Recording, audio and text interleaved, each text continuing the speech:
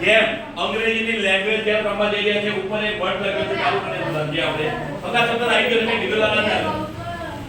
હવે ફરી એકવાર મોકો મળે તમને અને ઉપર એજ્યુકેશન બરાબર બધાને ખબર છે એજ્યુકેશન શિક્ષણ આપણે એનાથી કોઈ મતલબ નથી પણ જે વર્ડ અહીંયા આપેલા છે એનો ઉપયોગ એક જ વાર બે વાર આપે તો બે વાર કરી શકો છો બરાબર આપણે છોકરા અને છોકરીને વારા પરથી ઉભા કરી અને એક કરીને લખવાનું કહીશું અહીંયા દાખલા તરીકે મેં એક્ઝામ્પલ આપ્યું તો કોણ બને છે તો એક પહેલી છોકરાઓ લખીને કે હવે ઓન ના ચાલે કારણ કે મેં કીધેલો છે એના સિવાય બીજો કોઈ શબ્દ આવડતો તો બધી છોકરીઓમાંથી લખશે બરાબર પછી એ લખશે એના છોકરાઓ વાળો જો નહીં લખી શકો તો સમયમાં એની 1 મિનિટની સમય મર્યાદા તો શું થશે તમારા પર પોઈન્ટ જશે બરાબર ચલો O N E આવે છે O N E હા ઓકે રાઈટ બરાબર આ જવાબ છોકરામાંથી ચલો N E E N N બરાબર ચલો માર સાચો છે પહેલે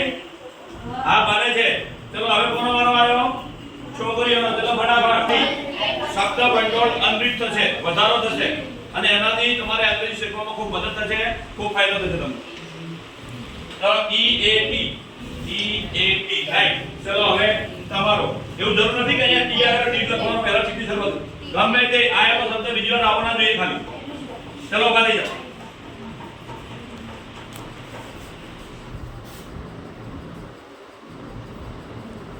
છે બરાબર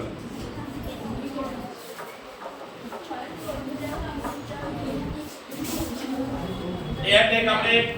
બરાબર છે આપણે કોઈ ચોક્કસ સ્થળને દર્શાવવા માટે એનો ઉપયોગ કરીએ છીએ ને આ એ છે બરાબર એટલે આ સાચો છે ખોટો નથી એને સ્પેલિંગ તરીકે આપણે દર્શાવી શકાય છે તો એના પછી છોકરાઓ વાળો આવે ને આઈ જાવ બરાબર છોકરીઓનો આવે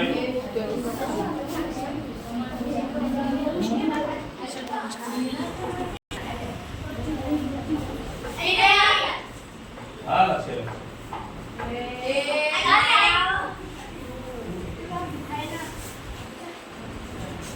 G O I N એટલે યાદ ના કરાવો આ તો વધી જવાનું એને એકવાર લખી દીધો પછી ફાઇનલ થઈ ગયો બરાબર એટલે પહેલા ચર્ચા ચાન્સ પડે એવો આપણે અપેક્ષા રાખીએ એટલે ના તો પાણી જાય ખાલી એકવાર આવી ગયો છે ઓર મેં કીધેલો શબ્દ બીજી વાર નહીં આવે આપણે બધા ઉદાહરણ તરીકે લીધેલો શબ્દ છે જગ્યા ઉદાહરણ તરીકે લીધેલો શબ્દ હોય શબ્દ આવશે નહીં ચલો હવે જેટલું આવે ફટાફટ વધી જાય ચલો લખો ફટાફટ નો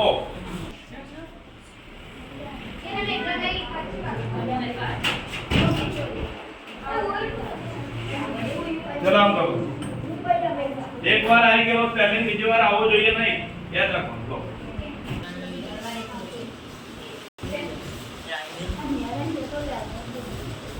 Thank you.